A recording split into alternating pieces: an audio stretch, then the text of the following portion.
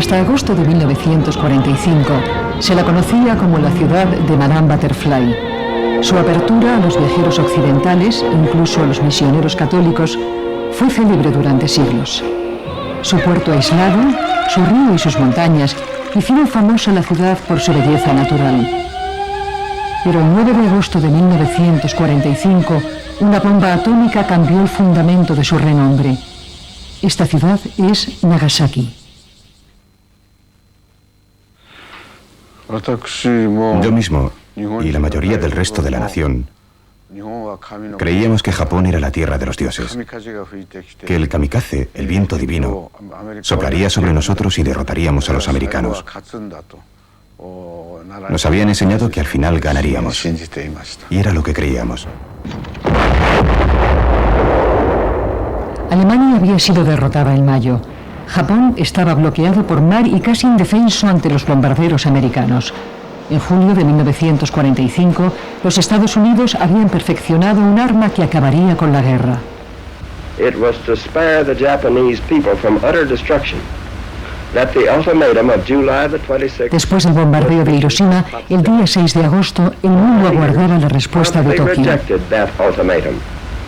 If they do not now accept our terms, they may expect a rain of ruin from the air, the like of which has never been seen on this earth. 3 días después, Nagasaki fue bombardeada. A pesar de haber transcurrido 50 años, todavía se debate sobre la utilización de las bombas atómicas y su justificación. ¿Fue esta destrucción terrible la única forma de terminar una guerra tan brutal? ¿Se utilizaron porque habían costado $2.000 millones o simplemente para salvar vidas americanas? ¿Estaban las bombas atómicas destinadas solo a Japón o también a Rusia? Por aquel entonces existieron muchas razones que contribuyeron a la decisión del empleo de la bomba contra Japón. Una fue la posibilidad de terminar la guerra. Otra fue demostrar que no habíamos gastado $2.000 millones en vano. Y otra fue que iba a impresionar a Moscú, es decir, a Stalin. Abundan las teorías sobre el periodo de la finalización de la guerra en el Pacífico y el comienzo de la Guerra Fría. A pesar de haber transcurrido ya 50 años, los recuerdos de los supervivientes permanecen. Era como un infierno sobre la tierra. En realidad no sé qué es el infierno sobre la tierra, pero no hay palabras para describir lo que yo vi. Por eso tengo que decir infierno sobre la tierra. No sabías si estabas viendo a hombres o a mujeres. Tenían la cara totalmente quemada, negra y el pelo de punta. No había por dónde ir, todo estaba lleno de cadáveres.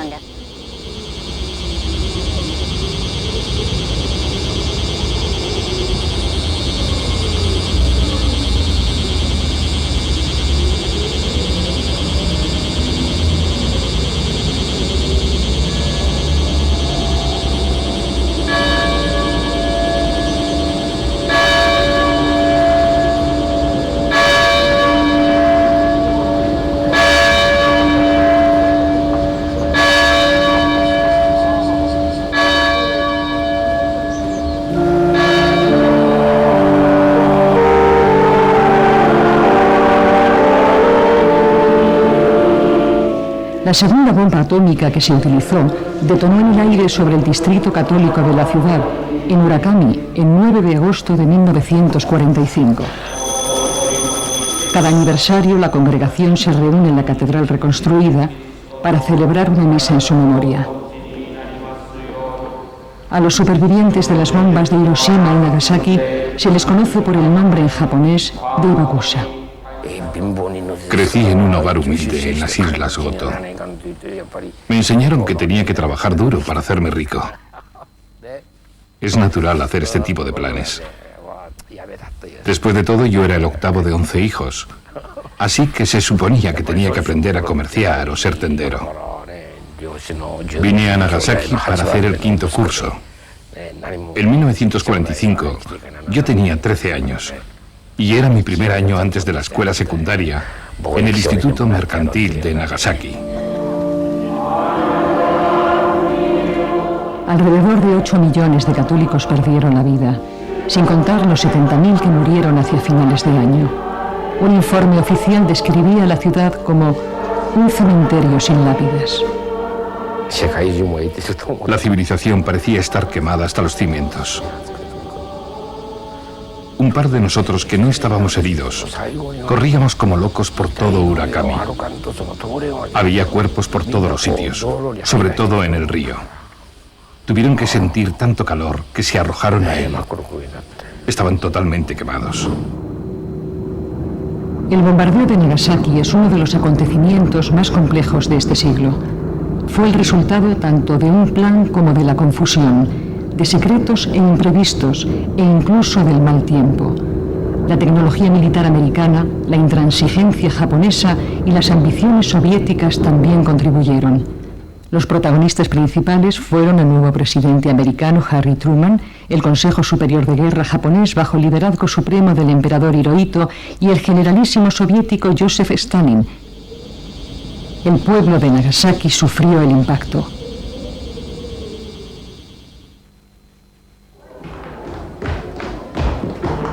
Niños y familias visitan hoy en día los edificios más antiguos de Nagasaki, como la residencia Glover, donde vivió un comerciante británico en el siglo XIX, mientras negociaba con Mitsubishi, la empresa de la ciudad.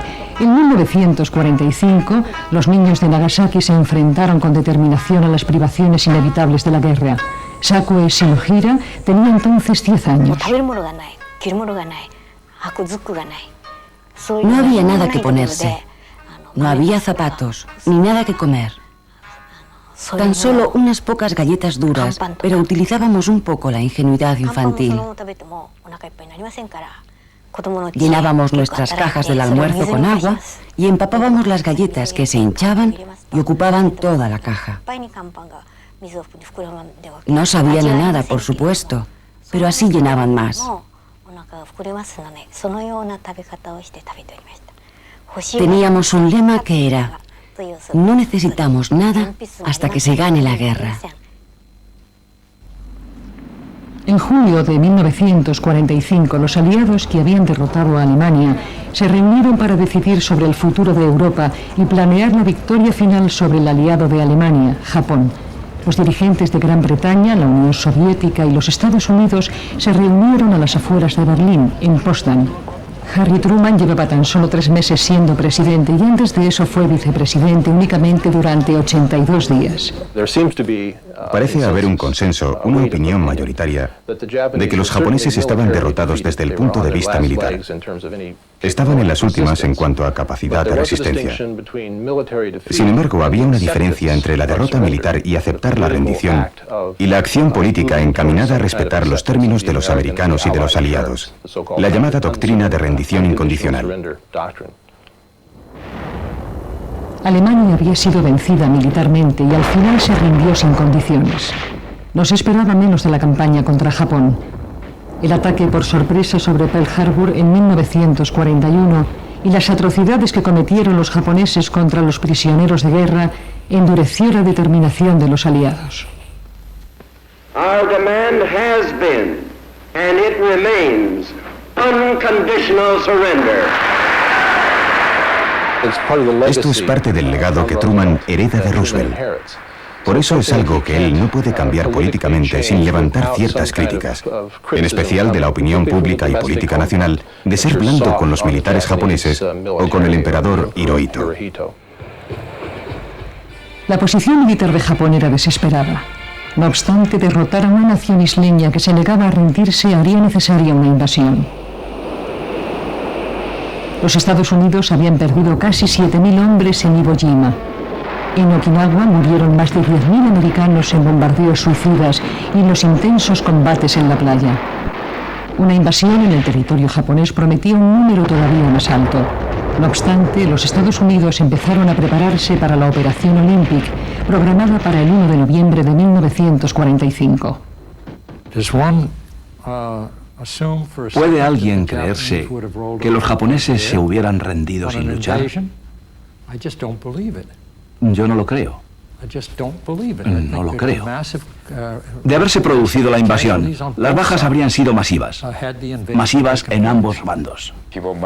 A la gente de mi generación, incluso a los que no llegaban ni a los 10 años de edad, nos lavaron el cerebro con propaganda de guerra. Sobre todo con el hecho de que el país nunca había perdido una guerra, que un país con un emperador que era venerado como un dios divino nunca podría perder, y que por lo tanto teníamos que seguir luchando. Luchaban con una ferocidad fanática y, a mi entender, si hacían esto por las islas, iban a hacer mucho más por defender su patria. Bueno, está muy claro que a principios de 1945, en marzo diría yo, la gente creía legítima y sinceramente que se iba a producir una invasión. Además, ciertamente había que hacer planes para hacer frente a una invasión y tenías que decirle al pueblo que iba a haber una invasión. Tenías que hacer saber a los japoneses que iba a producirse una invasión y tenías que estar preparado para invadir. El lema de 100 millones mueren de forma honorable vino a ser la promesa de morir por la nación. Estos lemas tenían el propósito de inspirar el apoyo a la institución del emperador y al sistema Kokutai, que supervisaba y regía la sociedad japonesa. To the 70 million people of Japan, Hirohito, their emperor, is a god. Para los dirigentes japoneses, preservar el sistema del emperador y su categoría de Dios era incluso más importante que ganar o perder la guerra. Para los aliados, Japón era un enemigo tenaz y enigmático. Sin embargo, el Consejo Superior de Guerra japonés, conocido por los 6 grandes, estaba dividido entre halcones y palomas. En 1941, por ejemplo, cuando Japón entró en la guerra, prevalecía la unanimidad. En 1945, los miembros militares de los 6 grandes discutían si debían seguir luchando tras una invasión. El grupo partidario de la paz alegaba que Japón sería destruida totalmente y que incluso la misma institución imperial se pondría en peligro si decidían seguir luchando. Lo discutieron una y otra vez sin llegar a ningún acuerdo. El emperador estaba siendo informado de todos estos acontecimientos, por supuesto, pero en su posición, aunque por aquel entonces, desde el punto de vista legal, era la autoridad suprema del gobierno y también de la nación, siempre existió la tradición de permanecer neutral en todas las decisiones políticas hasta que hubiera un consenso y todos hubieran decidido por una solución política. Él simplemente dio su bendición a esta decisión.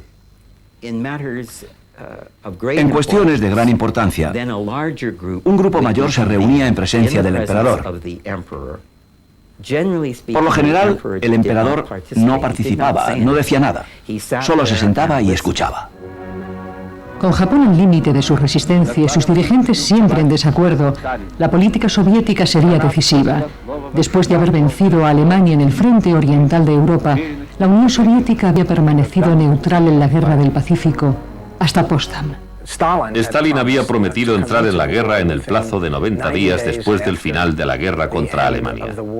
Esta finalizó el 8 de mayo. Eso significaba que el 8 de agosto era el día en que los rusos se enfrentarían a los japoneses.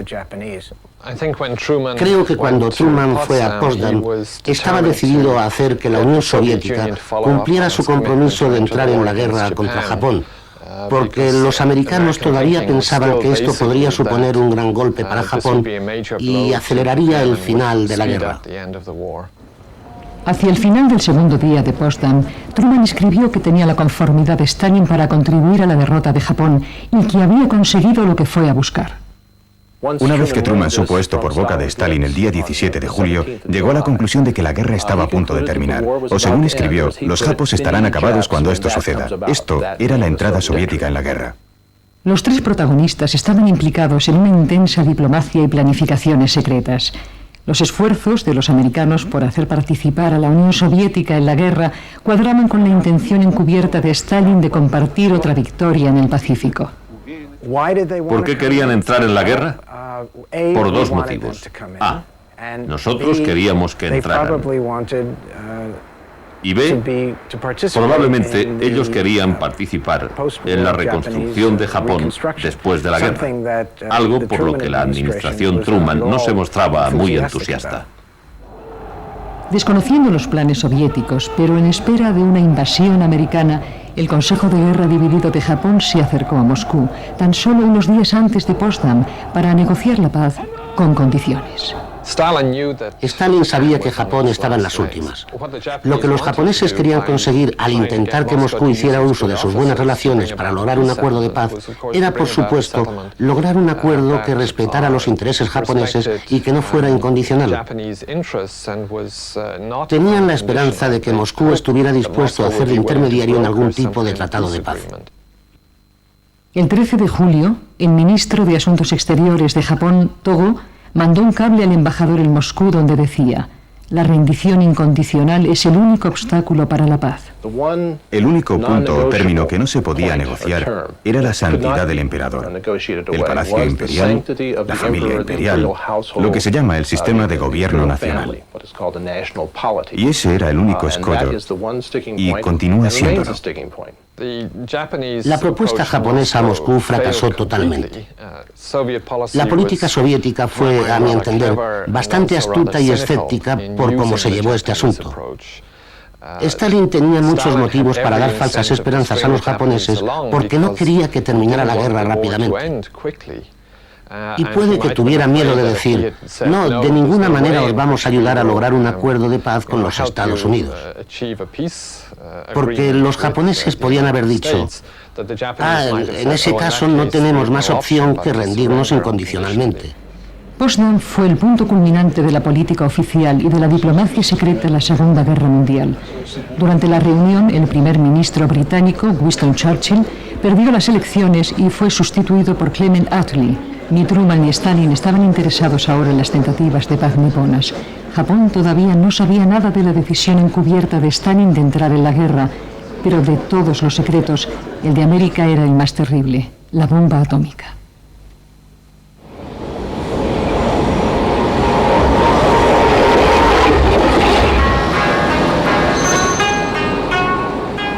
Como sede de la empresa Mitsubishi, Nagasaki era una ciudad industrial dedicada a la producción de guerra.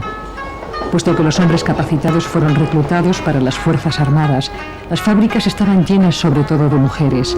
A pesar de la guerra, Hideko Yoshiyama se estaba preparando para los rituales y tradiciones milenarias de una novia japonesa.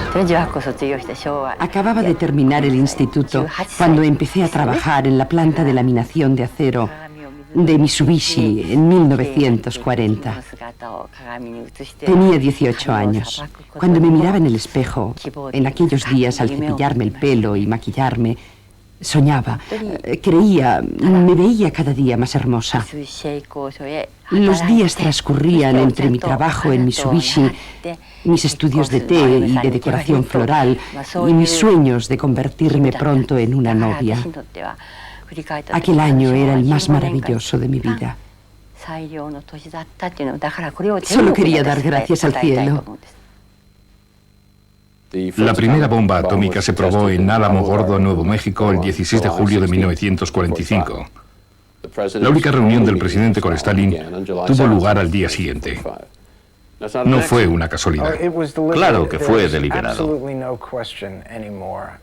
Ya no existe ninguna duda en absoluto de que Truman retrasó la conferencia de Potsdam con el fin de que coincidiera con la prueba, o incluso mejor, después de la prueba. Pospuso hasta 3 veces su reunión con Stalin para que pudiera probarse la bomba primero y él supiera si tenía en sus manos o no esta arma antes de empezar a negociar. Sobre todo la Europa de posguerra y también las cuestiones asiáticas.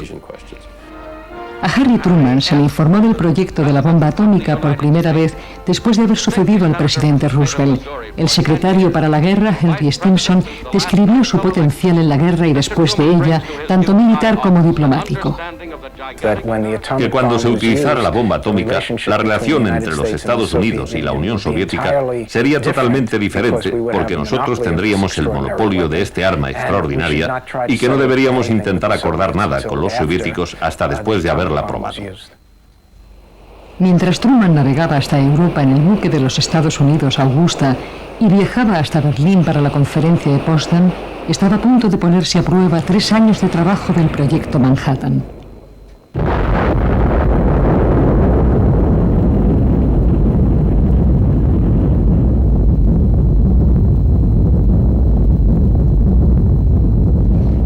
El 21 de julio, Truman recibió desde Los Álamos la confirmación de la noticia que transformaría esta guerra y el armamento moderno. El informe del general Grove manifestaba que la prueba de la detonación de la primera bomba atómica fue todo un éxito, que ha superado las expectativas de los más optimistas, pero concluyó: We are all fully conscious that our real goal is still before us. The battle test is what counts in the war with Japan. Algunos especialistas aseguran que ahora estaba comenzando otra guerra muy distinta. Lo que denominamos la Guerra Fría, el mayor conflicto entre los poderes principales, tanto en Europa como en Asia, comenzó en su forma moderna, en mi opinión, con la aparición de las armas nucleares. Desde el punto de vista de los Estados Unidos, en 1945, la diplomacia en Europa estaba íntimamente ligada a la bomba atómica. Incluso antes de probarla, los Estados Unidos habían pensado en dar a conocer la bomba atómica a la mayor audiencia posible. El Comité de Objetivos de Los Álamos había decidido en mayo que la nación japonesa sería el único objetivo del arma. Two aspects of this are, one, obtaining the greatest psychological effect against Japan, and two, making the initial use sufficiently spectacular for the importance of the weapon to be internationally recognized when publicity on it is released.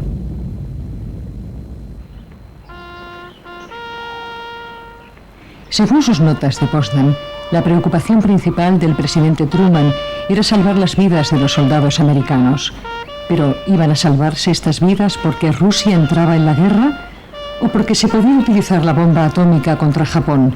Hasta sus propios pensamientos parecen ambiguos.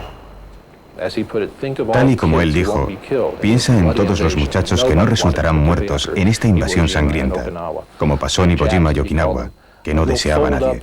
Los japos, como él les llamaba, se retirarán antes de que entre Rusia. Tengo la seguridad de que lo harán cuando la bomba, o Manhattan, como dijo él refiriéndose al proyecto Manhattan, aparezca sobre su patria. Una vez que la bomba había sido probada con éxito y con Japón todavía en la guerra, Truman no tardó en decidir sobre su utilización. Una nota escrita a mano por él mismo el 26 de julio es la única autorización que se dio nunca al despliegue de armas atómicas. Suggestions approved. Release when ready, but not sooner than August 2.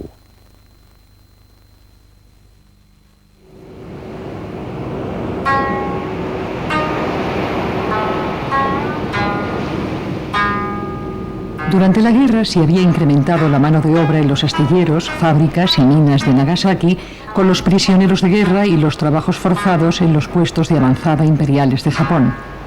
En 1942, miles de niños coreanos, como John So, de 13 años, fueron apresados por las tropas japonesas y embarcados hacia Japón. Me llevaron a las minas de Hashima junto con unos 300 más. Era una isla muy pequeña que tenía todo el aspecto de un acorazado, la isla entera. Eso es exactamente lo que parecía. Estábamos comentando entre nosotros. No pensabas que ibas a estar trabajando en un acorazado, ¿verdad? Cuando llegó el supervisor y dijo: desde mañana estaréis en las minas. Y nos entregó nuestro equipo. Cascos, picos y demás. A principios de agosto de 1945, la División Especial 509, al mando del coronel Paul Tibbets, se encontraba en la isla de Tinian preparando el despliegue de las bombas atómicas sobre los objetivos japoneses. La cuenta atrás para la lluvia de destrucción había comenzado. Tibbets se reunió con nosotros en la estación. Nos llevó de vuelta al campo e inmediatamente nos dijo que el FBI nos había estado investigando. Y añadió: ustedes están aquí para tomar parte en una misión que es ir a Japón y arrojar una bomba que podría destruir una ciudad entera. Aquello fue una gran sorpresa para mí porque nunca había oído nada parecido. Y pensé, madre mía, va a haber mucha gente que va a resultar muerta. Y eso es lo que me pasó por la cabeza, que si la bomba era tan poderosa, íbamos a matar a muchos civiles que no tenían nada que ver con la guerra directamente. Nunca había ocurrido nada semejante. Y creo que es justo decir que nadie estaba lo bastante seguro. No creo que nadie pensara ni por un segundo que una o dos bombas fueran a hacer el trabajo. De hecho, yo perdí una apuesta de $20 a que la guerra no habría terminado el 1 de enero. Una vez dada la orden de empezar a utilizar las bombas atómicas contra Japón en el plazo de 7 días, Truman, Stalin y Attlee dieron por terminada la conferencia de Potsdam. La declaración del 26 de julio repetía el inquebrantable ultimátum de los aliados a Japón. We call upon the government of Japan to proclaim now the unconditional surrender of all Japanese armed forces and to provide proper and adequate assurances of their good faith in such action. The alternative for Japan is prompt and utter destruction.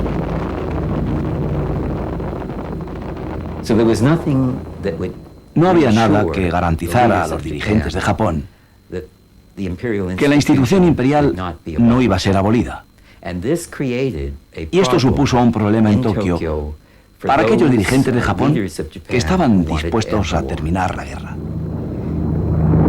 Ni el bombardeo constante de Japón, ni siquiera las muertes de 83.000 habitantes de Tokio en una sola noche habían llevado a la rendición.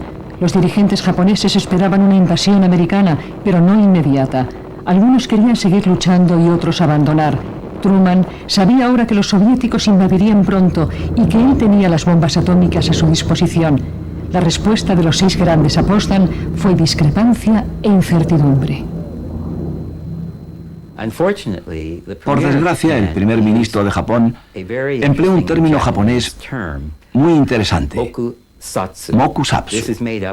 Está compuesto de 2 caracteres.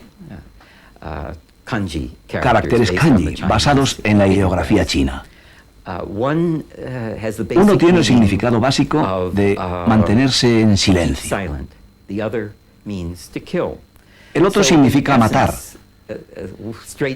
Así que fundamentalmente la traducción al pie de la letra sería matar en silencio. Cuando esto se difundió al exterior, los dirigentes americanos lo interpretaron como rechazar. Esa fue la traducción que se le dio. Japón rechaza la proclamación de Potsdam. El 6 de agosto, tan solo 11 días después de la declaración de Potsdam, el bombardero B-29 llamado Enola Gay lanzó una bomba atómica sobre Hiroshima.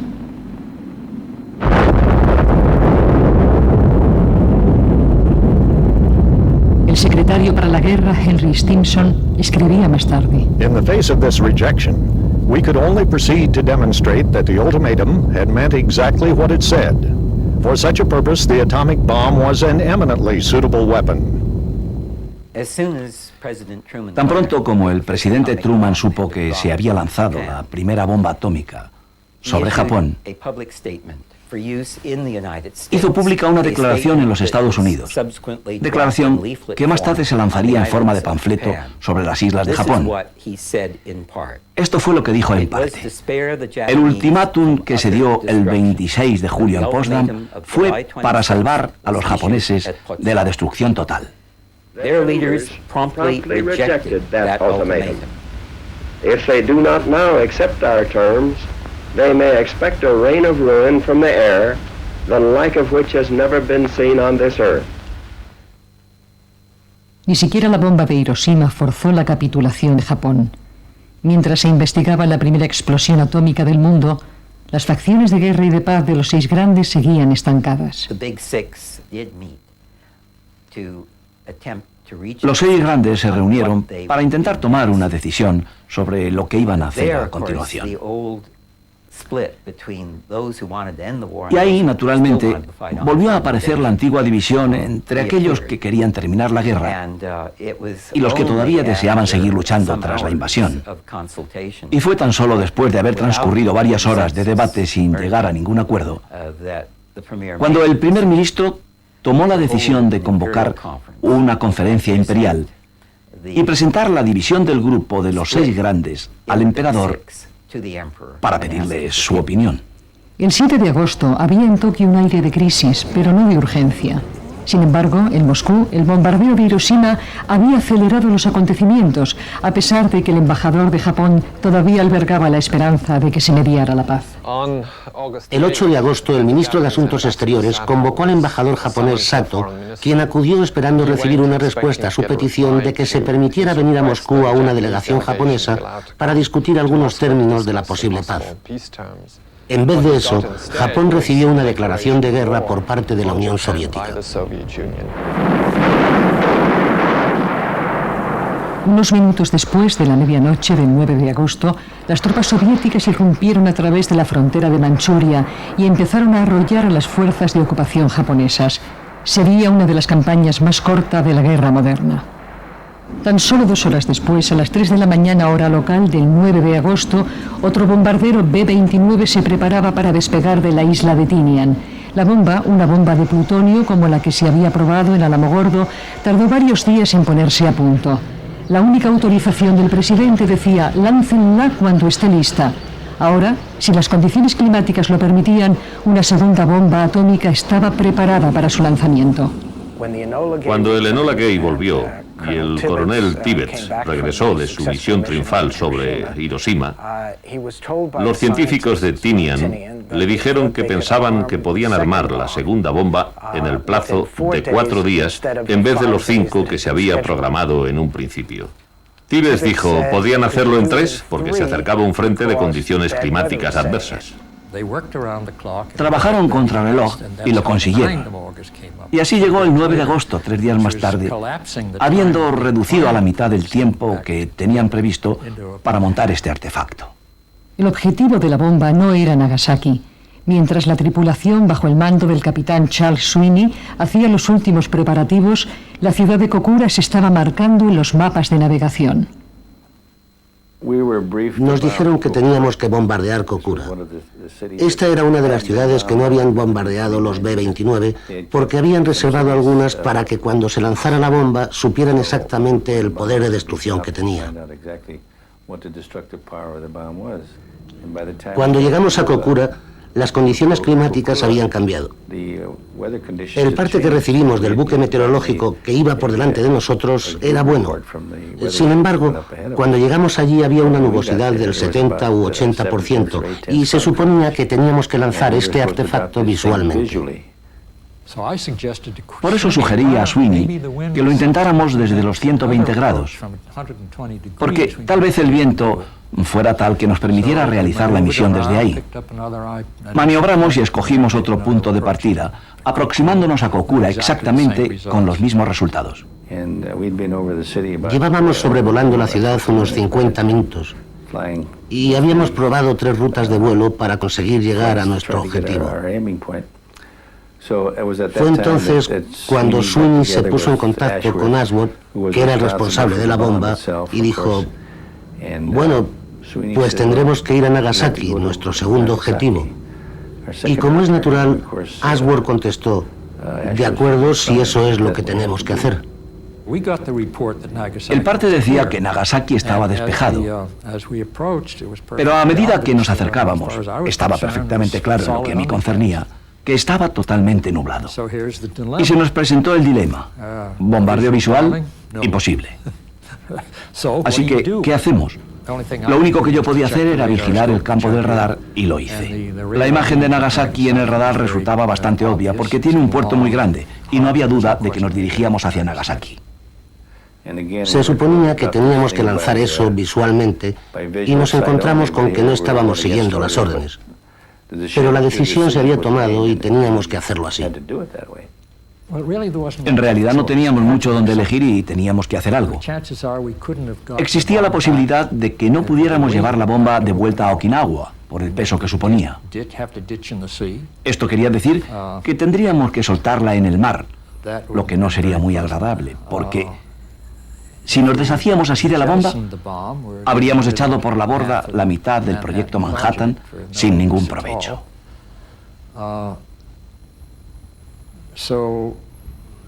Así que nos aproximamos siguiendo el radar mientras preparábamos el control electrónico de la bomba. De repente, después de estar casi cumplida la misión de la bomba, el capitán Bian gritó, lo veo, ya lo tengo. Así que cuando dijo eso, por supuesto se le cedió el control de la bomba inmediatamente. Fijó la mira en orden y viró a uno y a otro lado para asegurarse de que estaba en la trayectoria exacta, localizando después el objetivo. Hizo todo esto en cuestión de 30 a 35 segundos. Los aliados habían prometido una lluvia de destrucción. La bomba descendió sobre la Tierra durante 45 segundos.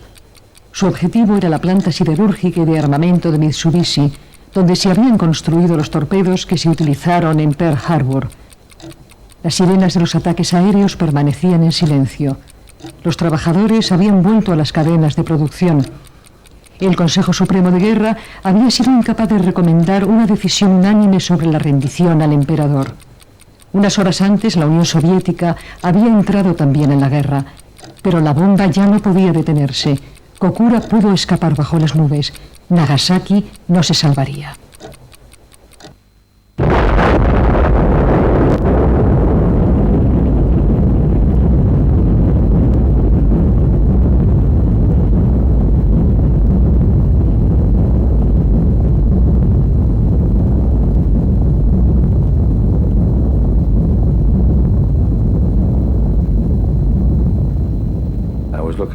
Yo estaba mirando por la ventanilla y pude ver la explosión de la bomba.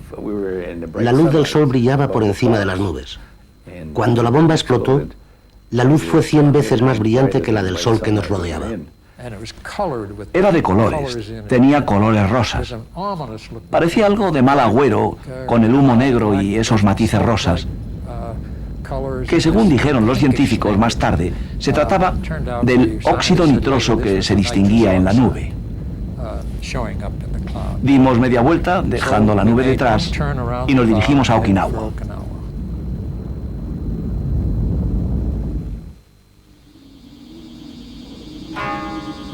La bomba explotó sobre Nagasaki a las 11:02 de la mañana del 9 de agosto.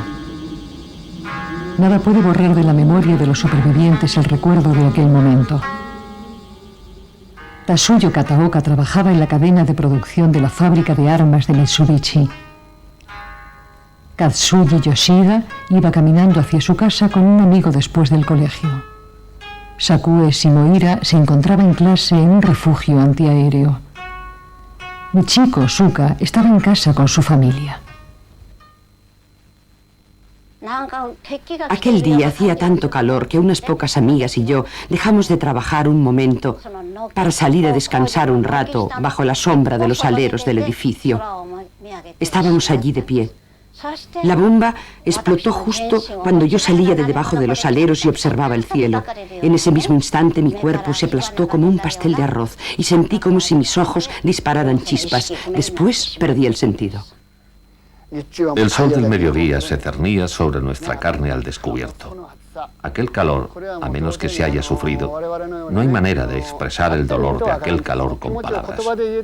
Supongo que lo más aproximado sería decir que era como si colocaran tu cuerpo encima de una plancha de asar al rojo vivo. En nuestra casa yo encontré a mi hermana mayor muerta, tumbada boca abajo, con las manos sobre la cara, así. Cuando le retiraron las manos, se podía ver que su cara no estaba quemada. Por eso supimos que era ella. Yo estaba aprisionada bajo una viga de la casa. Mi hermano había perdido tanta fuerza al desangrarse que no podía levantar la viga. Dijo que iba en busca de ayuda y yo le dije, ve. Nunca volvió. El fuego ardía furiosamente hacia mí a menos de 5 metros.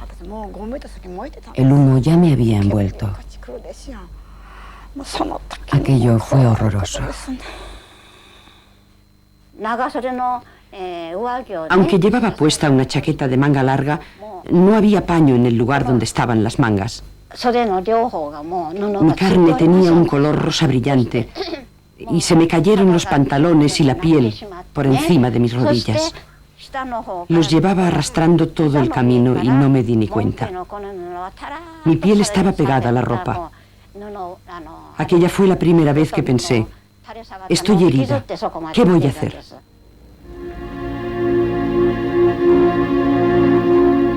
En el Parque de la Paz de Nagasaki, el 9 de agosto de cada año, la ciudad y Japón recuerdan a sus víctimas. Los supervivientes, los Hibakusha, participan junto con el alcalde de la ciudad y el primer ministro de Japón. Juntos suplican que el mundo nunca vuelva a crear otro Nagasaki. A las 11:02, una sirena suena y un minuto de silencio rememora la explosión.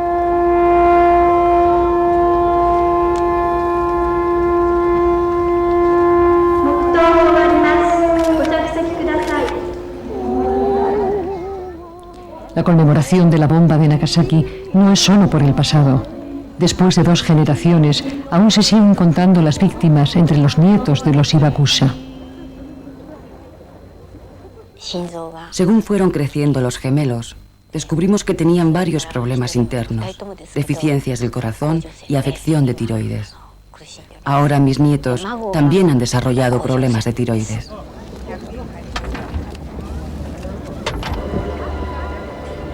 Han vivido durante 50 años con un legado tanto de heridas físicas como de trauma emocional. Para alguno de los Hibakusha, los recuerdos más dolorosos son los de aquellos que murieron, familia y desconocidos, y lo poco que se podía hacer para salvarlos o consolarlos. Mi madre quedó enterrada debajo de la casa, protegiendo a mi hermanito pequeño de 2 años en sus brazos. Puede que mi madre le salvara de la explosión en sí. Si yo hubiera examinado los escombros de nuestra casa más de cerca la primera vez, puede que hubiera podido oír llorar a mi hermanito. Podía haberle salvado, pero yo solo tenía 8 años y no pude. Allí es donde murieron. Yo estaba tan llena de dolor y de remordimiento que no podía soportarlo. El canto de la cigarra. Todavía puedo oír su voz en el verano, cuando oigo el canto de la cigarra. Me imagino que es Kioto. Agua, por favor. Agua, por favor. Ese grito suena tan parecido. Es un sonido tan triste.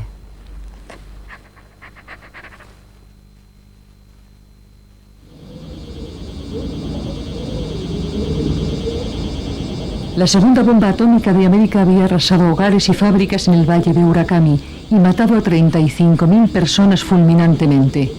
Mientras que la devastación sobre la superficie era obvia, todavía se desconocían las consecuencias que iba a tener en la guerra.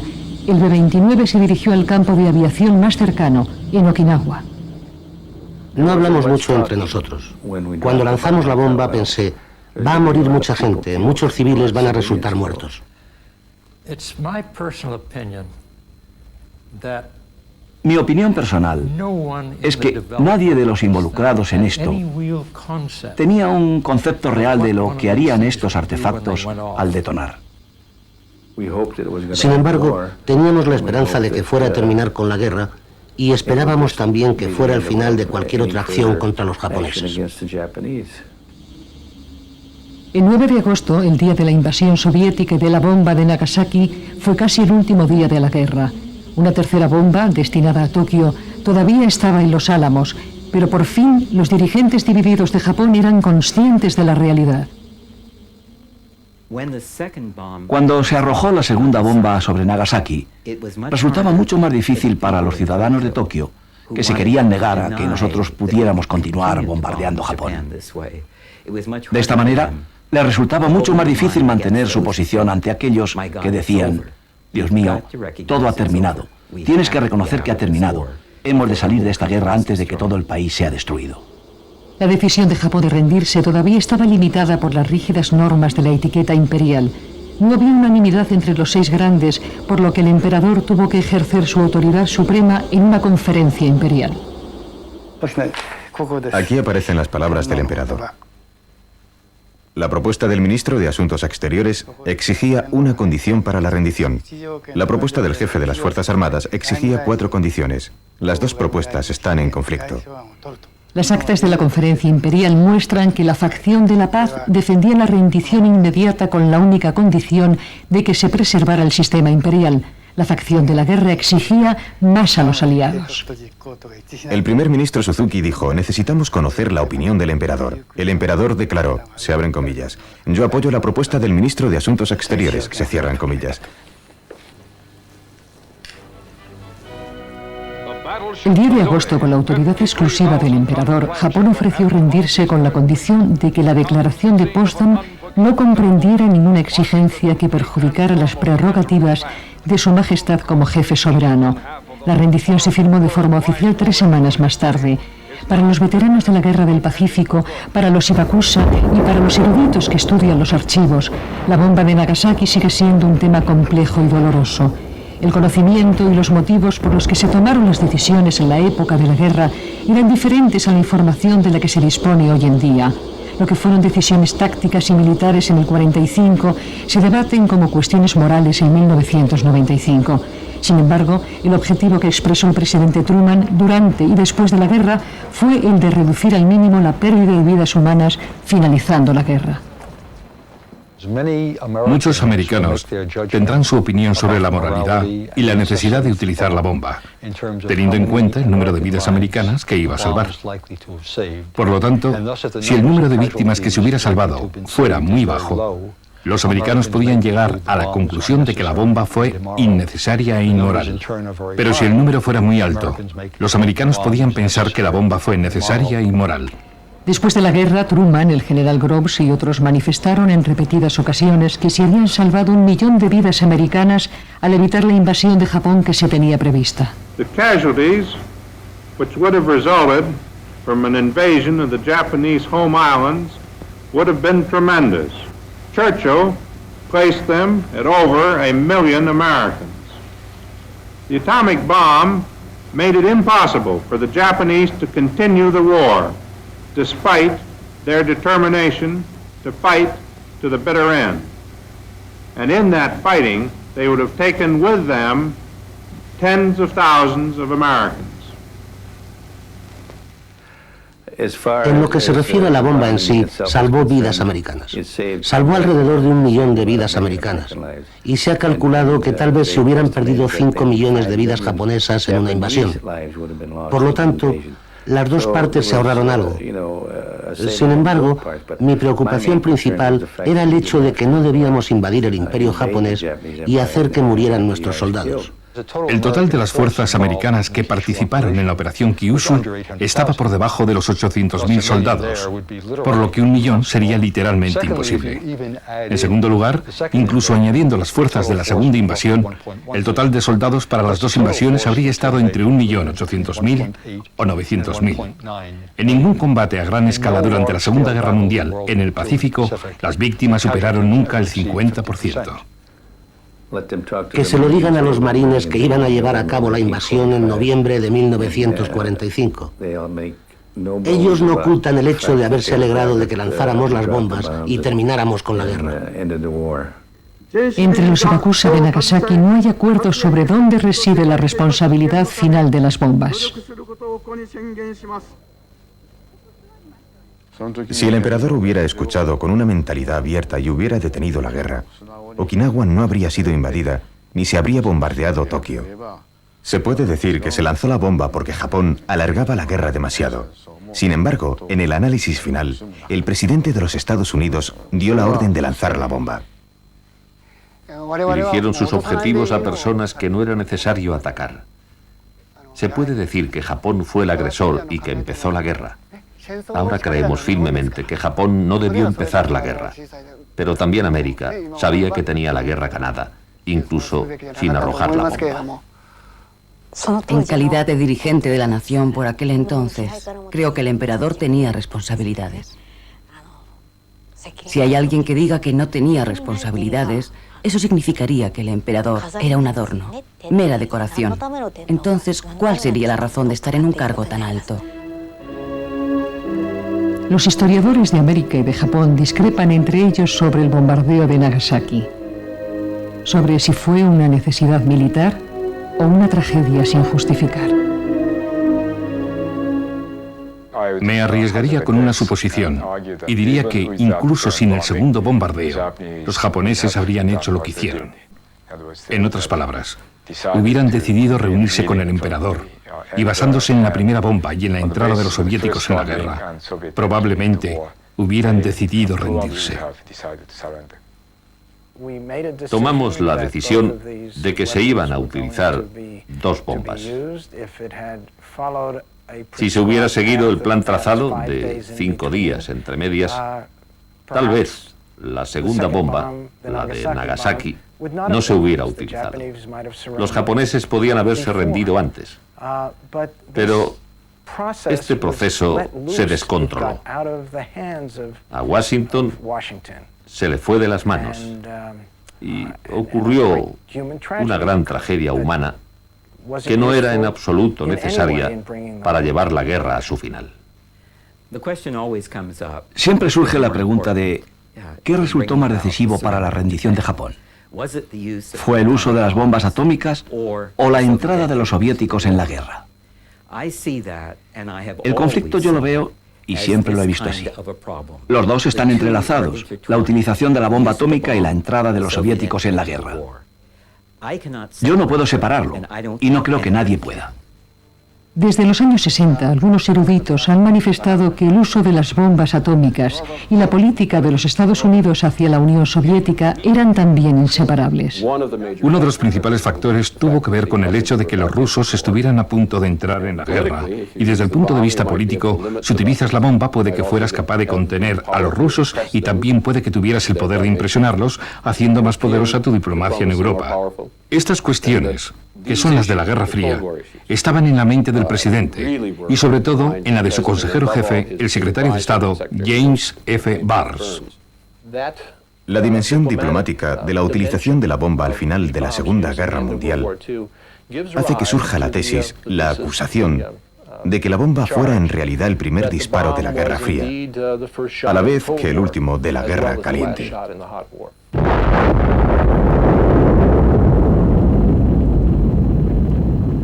La Guerra Fría ha terminado.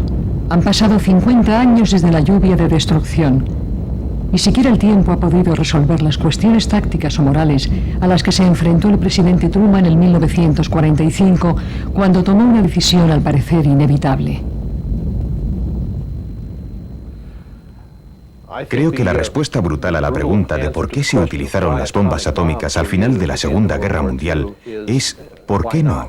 No se dieron razones por aquel entonces, ni se dieron a conocer a Truman razones tales como los efectos secundarios terribles de la radiación nuclear.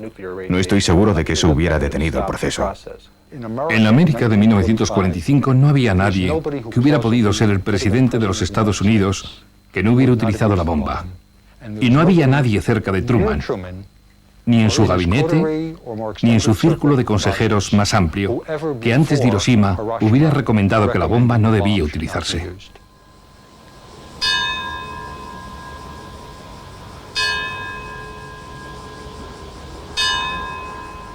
Cada año los niños de la escuela elemental de Yamasato celebran su propia misa conmemorativa el día del aniversario.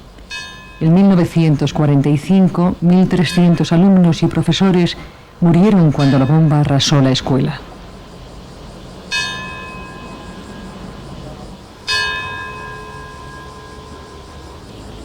Hoy los niños hacen 3 ofrendas.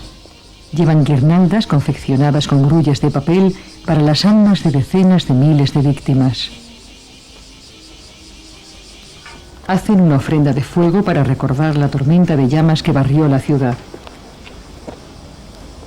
Miles de víctimas de la radiación de la bomba murieron rogando por algo que beber.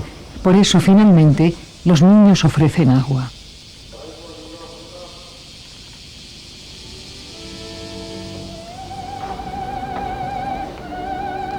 $50 años después de la bomba, los niños de Nagasaki recuerdan un acontecimiento que terminó con la última gran guerra del mundo. Cambió el mundo y la guerra para siempre.